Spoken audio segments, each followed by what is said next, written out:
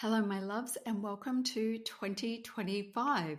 Today's episode is all about how you can create bigger success in 2025. These are the two focuses that I believe will help you get where you want to be faster. So, I want you to think about your business in terms of three distinct areas. The first area is your offers. So what is it that you're selling? The second area is your marketing. How are you selling that product? And the final thing is your messaging. How are you articulating your value and how are you communicating with your audience online? We want to keep things simple and do them well. That is the hack for 2025. Keep things simple and do them to the very best of your ability. We want to simplify as much as possible and then master each of these steps. When we only have three things to focus on, it means that we know where our attention needs to lie. So let's start with your offers. Or offer. I would prefer you had one offer to focus on to begin with. I want you to think about your offer and I want you to really consider, is this the offer that I stand behind for 2025? Do you feel good about that offer? Do you feel good about the pricing? Do you feel good about being able to deliver on promise? Do you feel like this offer best represents who you are and the work that you are here to do in the world? And if there is any ickiness around your offer, the first thing that you need to do is go and deal with that. I spoke about an audit, I think last week. So hopefully you've gone and spent some time thinking about this. I want you to really hear me when I say this to you. It doesn't matter what marketing you point to your offer. It doesn't matter how much you show up online and share your message. If the offer stinks, you're not going to sell the offer. So everything must start at the offer level. Are you in your sweet spot? Is this a product that you're proud of? As I say, do you believe that you can deliver the result that you are promising on the tin? And anything that takes you out of feeling 100% bulletproof around that offer means that you need to go and you need to sit with it and you need to get that offer to a place of feeling like, I can't wait to go out and sell this offer. This is going to be life-changing for my clients. Now, of course, the offer is the end product of much work. So what do I mean by that? You can't create an offer unless you first figured out what is the problem that I'm solving in this market and who am I solving the problem for? If you don't know who your market is and you don't know the problem you're solving, you can't create a compelling offer that is solving a problem for that particular type of person. So you can't just willy-nilly go ahead and throw an offer at the internet if you haven't first done that work. So can you answer this question? What is the problem that you are solving in the marketplace right now? And the next question, who are you solving that problem for? And I guess the third question based on that is, and where are those people? Where are they? Can you access them online? So offers, a lot of work needs to go into that offer to make it feel 100%. So is the offer positioning you where you want to be positioned in the market?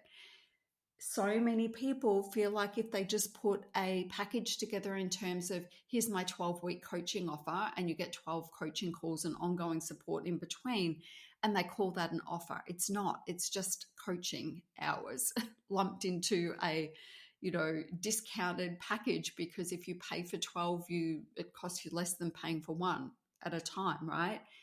That is not what we call a compelling offer. So get really clear behind your offer, do that. So once you've got the offer and you feel really good about the offer, the next thing that you need to do is figure out, how am I going to market this thing? And you can elect to use paid marketing, you can use organic marketing, you can use a combination of both of those things. In my experience, paid traffic and paid campaigns always just speed up the process. So if the funds are there, get ready to invest in whatever way you want to market. So let's look at the marketing. We've got the offer and we know who the offer is for. Who how are you going to market it to these people? What is that going to look like? Are you going to run webinars? Are you going to run live events? Are you going to have or run paid meta ads to a freebie that upsells people into your core offer? How are you going to market it? And the big mistake that a lot of coaches will make is they try to find 17 ways to market, and they're not doing any of them particularly well. So by the end of 2025, I want you to have 3 to 4 marketing strategies that you know work for your business. Some work better than others, but they're all contributing to client acquisition and the growth of your bottom line. We never want to rely on any one marketing strategy. However, we want to work one marketing strategy at a time, get it right, or 2 if you've got the capacity to do that. But what we don't want to do is half-ass each of those 2 strategies. We want to allocate a correct amount of time to each of those strategies so that you're getting to execute them beautifully to the best of your ability, and so that you feel good about that marketing. Also, we've got to look at, this is what I'm selling. What's the best way for me to market this product in a way that feels aligned for me? So there are going to be some offers out there that some marketing strategies might not work as well for, or it might be a marketing strategy that works really well for a lot of other people, but because it's not your zone of genius, or it doesn't feel great, it's not going to work for you. So when you look at your marketing, I want you to ask yourself the question, what's the best way for me to move people into my offer? And you need to sit with that and think about it. Is it through your podcast that you're going to promote? Is it through your YouTube channel that you're going to promote? Is it through your ads that you're going to invest in? Is it through guest blogging or Substack or any one of those other strategies? What does it look like for you? Does it feel good? And does it flow? So the way you're marketing, does it make actual sense, like common sense? It's not that common these days, unfortunately, but does the marketing that you do flow into the offer? So what I mean by that is, if someone's engaged in your marketing, is it a good fit? Is that marketing a good fit for the product? Think about that and spend some time with that. And finally, your messaging. Is your messaging positioning you how you want to be positioned in the market? Do you feel like the leading authority in your space when you're going about your messaging? And if not, why not? What is the problem? Are you perhaps talking about things that you don't feel 100% confident in? If that's the case, stop doing that. We want to remove any excess in 2025. So your messaging has to best represent you. It also has to point people to your marketing. It's got to point people to your offers. It's all got to flow. So if you find yourself a few months into 2025 and things are not going the way that you want them to go, you get to look at these 3 things, right? It's not a matter of nothing's working. It's not a matter of everything's wrong. It's not a matter of being too difficult to figure out if you just break it down to these 3 things. So the first thing is, okay, let's start with my offer. Is there anything that I feel like needs to be done around my offer? Do I need to play around with the pricing? Do I need to make it shorter, longer? Do I need to add some things, remove some things? Do I need to perhaps position it in like a slightly different market? So think about the offer itself. If you have done it correctly from the very beginning, your offer shouldn't change. It shouldn't need to change. The offer is usually not the problem, unless it is. But if the offer isn't the problem and you're convinced that the offer is not the problem, then we need to move along to the marketing. Okay, is my marketing doing what I need it to do? Is it delivering a steady stream of leads and inquiries and sales? If it's not, you've got to figure out, okay, so why is this not working? And I'm going to come to some metrics in a minute that are going to help you to decide around, are these, it's going to help you to figure out some of the problems. But essentially, when you're looking at the marketing, is it that not enough people are even seeing it. So if you've got a lead magnet that you stand behind, it feels amazing. It might even be a paid micro offer, something like that. You might be thinking, it's great and I love it, but not enough people are seeing it. All right. So that just means, okay, so we need to invest more in traffic. It doesn't mean that the thing's broken and you need to throw it out. It just means that maybe not enough people are seeing it.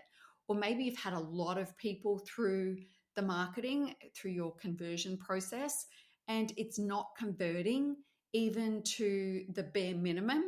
And so then you've got a conversion problem. You've got a problem within your marketing that it's attracting people because you're getting those numbers, but they're not actually buying. Nobody's actually communicating with you and reaching out and finding out more about the product. So then you know that you've got a conversion problem. So it's like, okay, so I know I'm getting the people in. So my message is right around, the lead magnet. People are interested in the lead magnet, but is my masterclass losing them? Or is it that they are watching the masterclass all the way through and they seem to really like it, but they're not buying? So you've got to think about, well, maybe I need to add a live call. Maybe I need to add a one-on-one call in there so that I can move people into my programs through discovery calls. And let's not be mad about discovery calls. I know that in the online space, it's apparently really uncool to be doing discovery calls these days, and that's a load of bullshit. How else do you figure out there are other ways, but there is no shame in doing discovery calls. I love chatting with people ahead of time. I want as much information as I can get before I start working with someone in one of my high ticket offers. My low end FEMPIRE Builders, definitely not, but my mastermind or my one-on-ones, anything that's at that high ticket space, I'm always happy to be talking to people before they invest, because I want to make sure we're both a good fit. I want to make sure that I can actually help this person. So think about the marketing. So your offers are fine.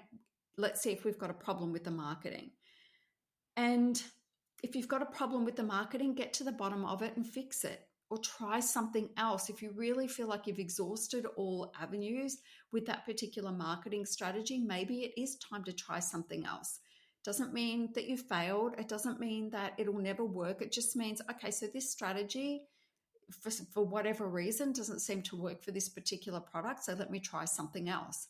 And don't get all freaked out about it, or heavy or angry or frustrated.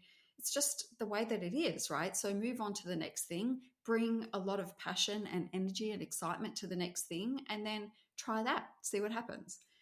You will find your marketing strategy if you continue to do that, but not if you're trying to do 100 things at once and you never really get to the bottom of why something isn't delivering results.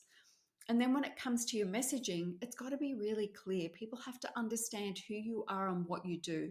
I've belonged to many groups over the years, and I have seen it so many times where I know that the coaches are amazing at what they do, but I go and look at their messaging and it's a hot mess. And they come into these groups and they're like, I don't think people really understand what I do. And I'm like, well, I've seen your messaging and I think you're nailing it there. I think you're 100% sure people don't really know what you do, because they're not very good at articulating what they do.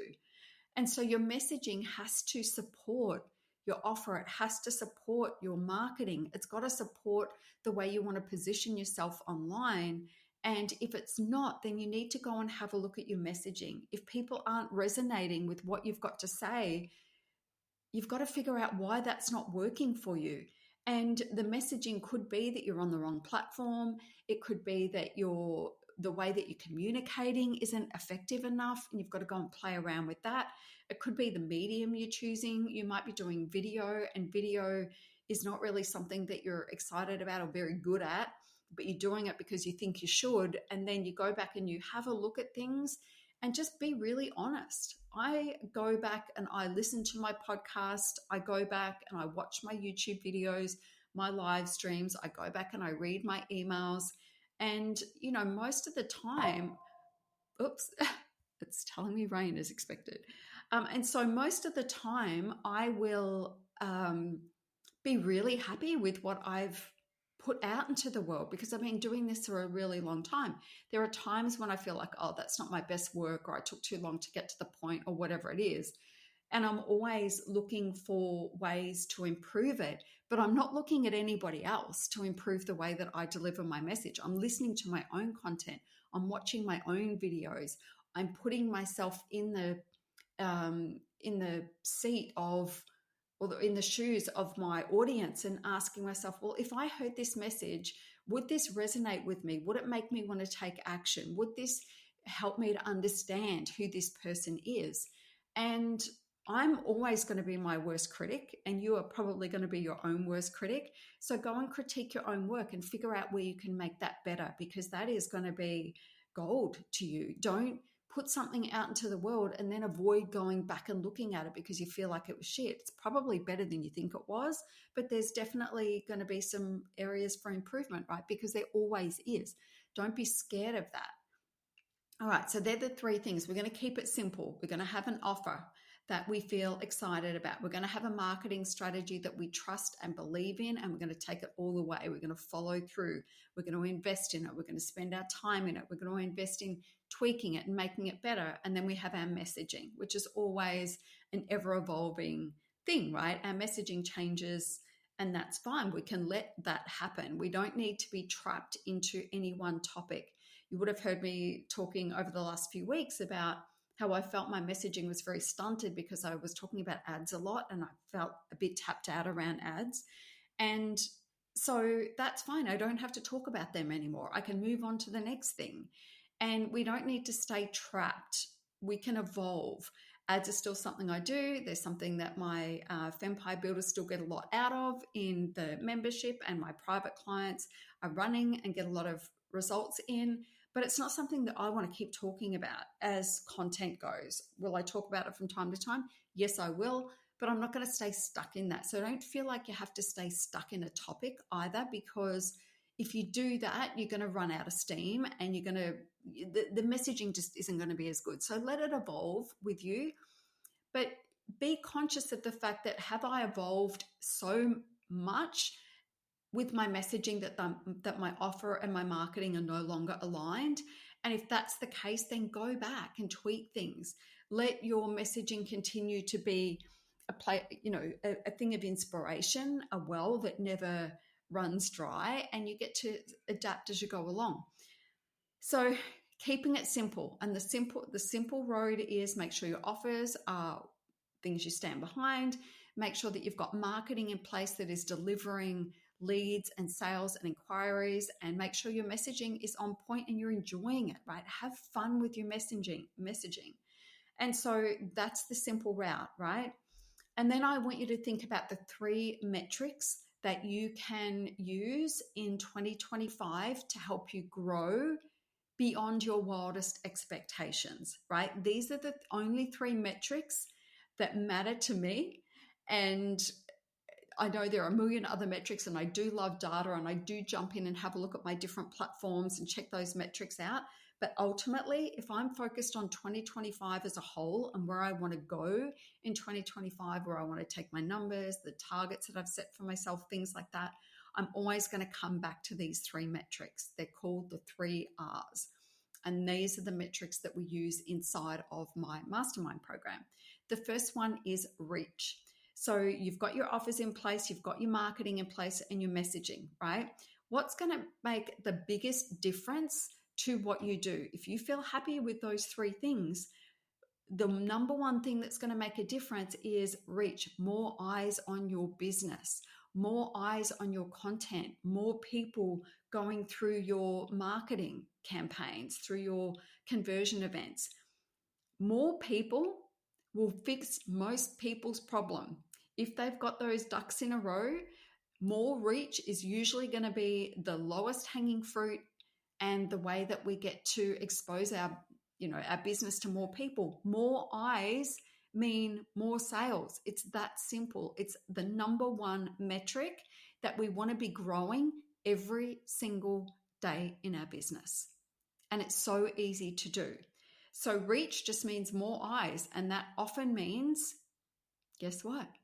paid campaigns.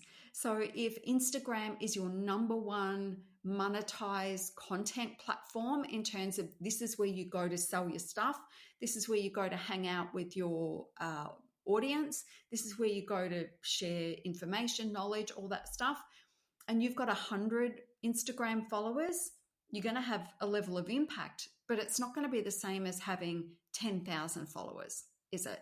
So it's very easy to be able to go and create something like a paid reach campaign that specifically targets your type of people so that your content is being pushed out into the feed, and then those people get to come and check out your profile, like your content, follow you.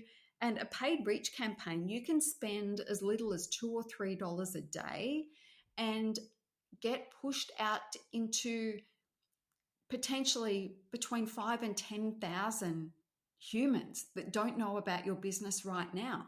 Inside of FEMPIRE Builders, I've got a program called Paid Reach Campaign, and it teaches you how to do that exact thing, how to create the right types of content, how to bring this paid reach campaign in as an overall strategy, because everything's got to link up, right? But reach is going to be your best friend. So how do you get more reach? How do you expose your business to more people who are going to be interested in what you have to do? So many ways to do it. A paid reach masterclass for Instagram and Facebook, easy, but we can do it with any platform. And we can also do that organically, right? We can collaborate with people. We can be invited or, open opportunities for ourselves to get in front of other people's audiences. But reach should be the number one metric that you focus on growing in 2025, because if you grow your reach, it means you're going to have more eyes on your business, and it means everything else will flow. More eyes mean more sales. So your revenue is going to go up, right? But we get to focus on the practical, because if I say to you, okay, so you need to triple your revenue in 2024, what's the first question you're going to ask? How am I going to do that? How am I going to increase my revenue? Like, I haven't been able to do it till now. So how am I going to do it? And so your brain will just shut off, and you'll start to tell yourself all these stories around, how it's so hard and you don't know how to do it and you don't know what to do. So all of that stuff will happen, right? Whereas if I say to you, I want you to focus on growing your reach metrics every single day, then the question then becomes, how do you get your business in front of more people today? And you're going to go, right, okay, cool. So I can spend some money on Instagram reach campaign or Facebook reach campaign, and that'll get me in front of more people. You set up that campaign, you let it tick over, and you never have to touch it again. Really, if you don't want to, I mean, you can go in and tweak it and play around with it and things like that. But that's doing the work for you, right? Or you can say, well, I'm not investing any money in paid traffic. So you've got to figure out other ways. But your number one priority is always going to be, how do I get more reach? Because more reach, if your ducks are in a row, if your offers are great, your marketing's good, your messaging is good, all you need is more eyes. And if you focus on growing more reach, everything else will follow. So that's the first R. The second R is revenue. So we do want to focus on revenue targets, and we do want to focus on increasing our revenue every year. We want to be growing. We don't want to be in business for 10 years and have the same business or have the same numbers every year for the next 10 years, right? That's not growth. That's just repeating the same thing over and over and over again and sending ourselves mad in the process. So we want to increase revenue. I just want to preface that by saying not every year is going to be about revenue growth, right? Or not every quarter in your business is going to be about revenue growth. But for the most part, you do want to focus on increasing your revenue every year. And so how do you do that? You do that by making sure you've got amazing offers, you've got marketing in place, you're showing up and letting people see who you are and fall in love with you and what you do. And then you're investing in reach, whether that's time or money, and you're growing your reach. So your revenue increase will be a byproduct of those things. right? But we do want to set targets. We want to get excited about the numbers that we can achieve. And then the final R that we want to focus on is results. And this is within your control 100%. So results are the results that you produce for your clients. Nothing is ever going to sell your offers better than the results that you provide for your clients. If your clients are getting results and you're able to talk about those results and you're able to write about those results and you're able to share those testimonials, and people see that you are good at delivering results, that's going to really help with your conversion. And the other thing that delivering amazing results consistently does is it helps you to feel more confident in your ability to deliver a result. So your energy shifts. When you know you're good at what you do and other people are saying it and there are runs on the board and it's there in black and white, then you can stop doubting yourself. You can stop worrying about, are you good enough and can you deliver results? Because you know you can. So you need to make it an absolute commitment to delivering the very best results that you can for your clients every single time. And not enough people are obsessed with that. I'm obsessed with the results that I create for my clients because that's important to me. It's important to me on a personal level because I love watching people succeed. It's important to me from a mentoring perspective because I love to see my methods and my mentoring in action and producing results. It's very exciting to me. And from an entrepreneurial business perspective, I know that results mean money. Results equal more money. And when you become an expert at the thing that you do and you start to produce amazing results on repeat, you can increase your revenue just by increasing your prices because the demand is there and people will pay it. And you don't need to do anything else. You can double your revenue just by putting your price up. And you can put your price up because you're delivering results and people would expect you to charge more because you're an expert in your field. So that is my roundup for how you can have an epically successful 2025 by keeping things simple, knowing that there are 6 things that you're going to focus on. The first 3 relate to offers, marketing, and messaging. The second 3 are in relation to the metrics, growing your reach, increasing your revenue as a byproduct of that, and results, delivering results. If you focus on those 6 things in 2023 and you master each of those things, then you will have a year that is unrivaled compared to any other year that you've ever had. So do away with the distractions, stop jumping from thing to thing, get really serious about mastering each of these components, and you will have success.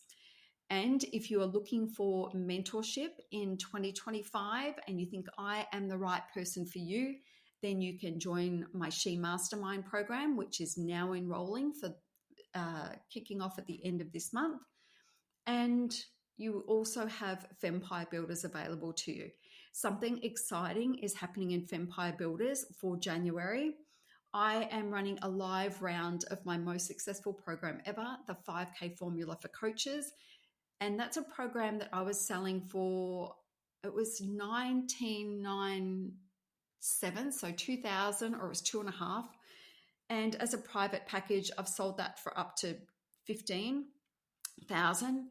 And this is something that all of my private clients do. They do this program if they don't have their offers in place, because I know that it will put them in their sweet spot and they will have an offer that feels amazing.